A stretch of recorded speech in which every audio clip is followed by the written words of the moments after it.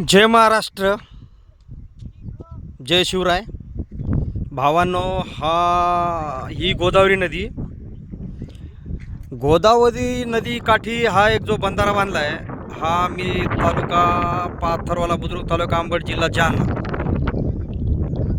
खूप जुनी संस्कृती, जुनी अशी परंपरा आहे. असे बघा,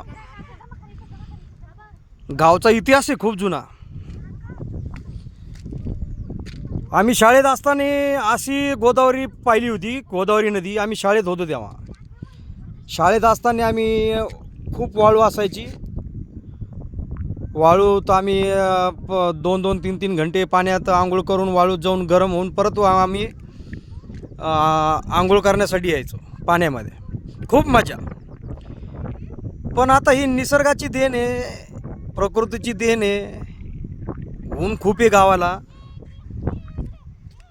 त्यामुळे ही गोदावरी नदी, नाशिकहून येणारी गोदावरी नदी अनेक जिल्हे, अनेक तालुके पार करून करून खाली नांदेड, खाली ती त्याच्या खाली पुढे जाऊन ती समुद्राला मिळते. हे आमचा एक खोलेश्वर मंदिर आहे, महादेवाचं मंदिर आहे. हा जो दिसतोय हा एक पार्थाचं मंदिर आहे. जेव्हा कौरव पांडवाचं युद्ध झालं होतं तेव्हा खूप इतिहास आहे.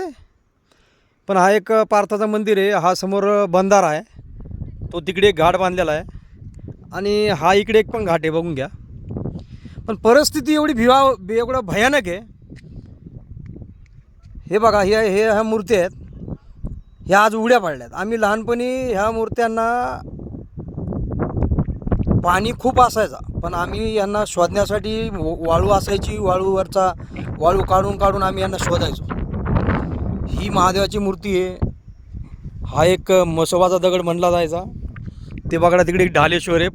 पाण्यामध्येच महादेवाचं मंदिर आहे, आणि वाळूमध्येच तो हमेशा एक ढालेश्वर म्हणून एक प्रसिद्ध असं पुरातन मंदिर आहे.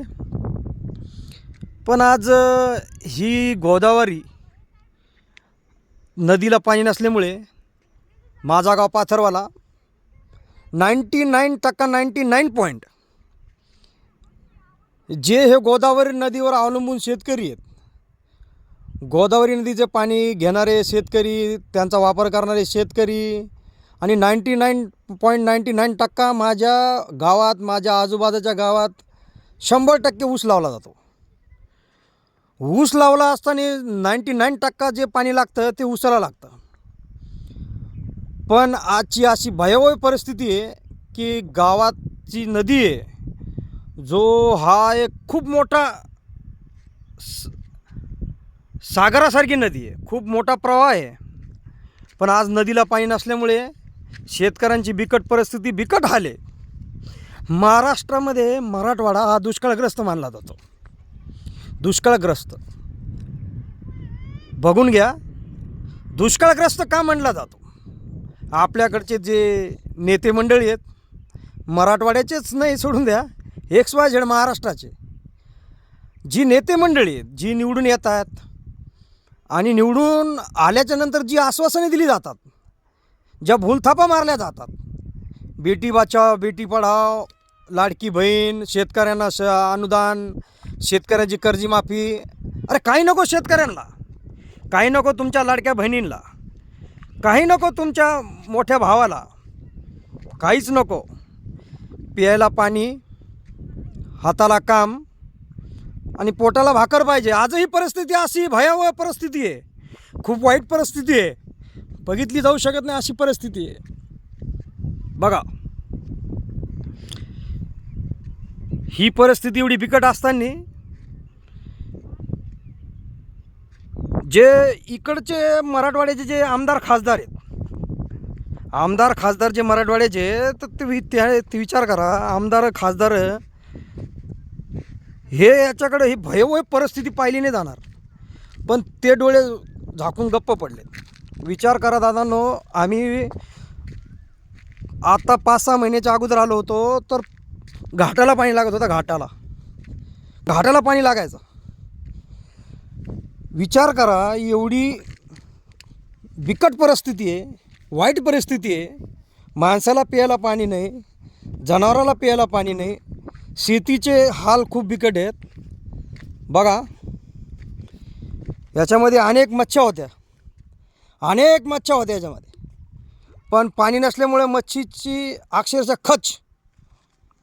खचचा खच पडून जो पक्ष्यांनी त्यांचा वापर केला, खाल्ल्या मच्छी. कुठं तिकडे मच्छी आहेत का? हा मेलेले मेलेल्या? हा अच्छा. आणि सुकल्यात पण. विचार करा, तुम्हाला दाख- माणसाने सजीव असून निर्जीवसारखं वागले जाते आजकाल. सजीव असतानाही निर्जीवसारखं वागलं जातं आहे. अशी भयानक परिस्थिती आहे मराठवाड्याची, अनेक गावची, अनेक राज्यांची परिस्थिती आहे, अनेक जिल्ह्यांची परिस्थिती आहे. आणि आपण बोलतो यार हर घर नल घर घर नल. अरे ह्या ज्या स्कीम आहेत या कागदावरच आहे. जेव्हा आपण आदिमानव होतो तो काळ योग्य होता. तो आता सायंटिस्ट जमाना बदलला आहे, तंत्रज्ञान विकसित आहे, पण जे परिस्थिती जशी ती वैसीच आहे. परिस्थितीत काहीच बदल नाही. जे आमदार खासदारांचं जे प्रतिनिधींचं काम असतं, आपला जिल्हा, आपला गाव, आपला तालुका, आपलं राज्य कसं स्ट्रॉंग राहील याच्याकडे त्यांचा भर पाहिजे. पण जी आश्वासनं दिली जातात ती अक्षरशः खोटी आश्वासनं आहेत.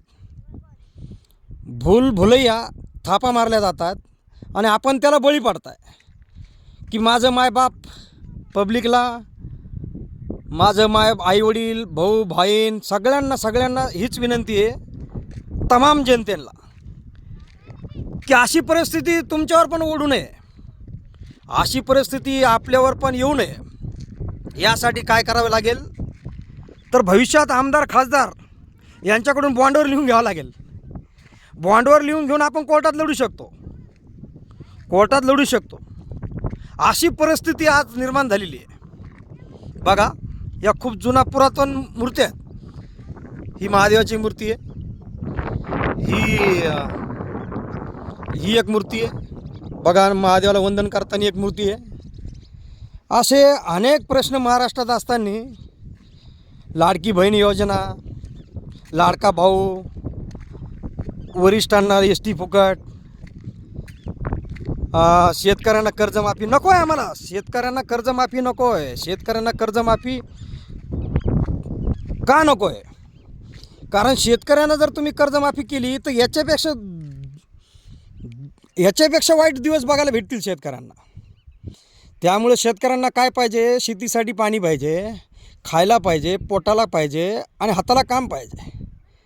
शेतकऱ्यांना आजही त्याच गोष्टी जे 50 वर्ष झाले आपला भारत स्वातंत्र्य होऊन 50-55 वर्ष, पण आज जैसी ती परिस्थिती आहे.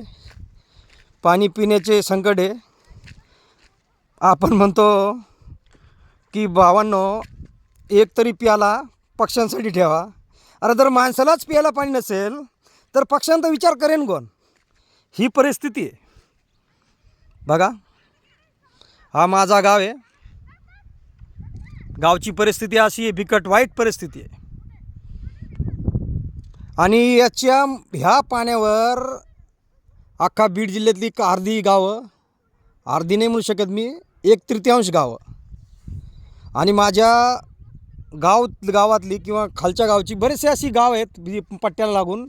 यांच्या ज्या मोटरी आहेत, ह्या मोटरी 10-10 किलोमीटर, 12-12, 15-15 किलोमीटर घेऊन गेलेत. इथलं पाणी तिकडे यूज करतात, ते पण ओनली ऊसासाठी. आता 99% ऊसाला जर पाणी लागत असेल आणि शेतकऱ्यांची जर ही बिकट परिस्थिती असेल तर शेतकरी वर येणार कसा? मग परत तुम्ही म्हणणार दुष्काळी संकट, आसमानी संकट. अरे हे दुष्काळी संकट, आसमानी संकटला कारणीभूत कोण? आपण नेते मंडळी. जर आपणच पाण्याचं नियोजन करू शकत नसाल, आपणच जर आपल्या जनता कशी सुखी राहील याचं नियोजन करू शकत नसाल, आपण जे बोललो ती आश्वासनं दिली तीच जर पूर्ण करू शकत नसाल, तर नेते मंडळीचं काय करायचं भावांनो? काय करणार नेते मंडळीचं? ही महादेवाची पिंड आहे. वाईट परिस्थिती आहे, भयावह परिस्थिती आहे. काय बोलल तेवढं कमी आहे. आयुष्य आहे, जगावं लागतं, जगावंच लागणार. खडतळ मार्ग आहेत, पार करावेच लागणार. अजून काही बोलायचं आहे, खूप काही बोलायचं आहे, पण बोलून फायदा नाही. ही परिस्थिती भावांनो बघा, ही गंगा गोदावरी आई जननी माता म्हणणारी ही पाणी देणारी गंगा हे आलेत बघा. म्हणजे आम्ही लहानपणी होतो तो काळ वेगळा, आणि आज जर तुम्ही चंद्रावर जायच्या गोष्टी करतात आणि शेतकऱ्याला पाणी देऊ शकत नसताल तर काय करायची अशी नेती मंडळी. बघा भावांनो, ही परिस्थिती आहे, वाईट परिस्थिती आहे, खूप वाईटातली वाईट परिस्थिती. हा इकडे ढालेश्वर मंदिर आहे. लहानपणी आम्ही यायचो. ढालेश्वर मंदिर हा एक याच्यात जो असायचा वाळूमध्ये, आम्ही माती काढायचो. पण आज पाणी नसल्यामुळे ही परिस्थिती आहे. शेतकऱ्यांचे ऊस जळत आहेत पण पाणी नाही, आणि सरकार मायबाप अशा गोष्टीकडे लक्ष द्यायला टाईम नाही. आश्वासनं दिली तर आश्वासनं जर पाळली तर अशी शेतकऱ्यावर वेळ येणार नाही. आई बहिणी तुम्हाला आहेत, आई बहिणी आम्हाला आहेत, सगळ्यांना आहेत.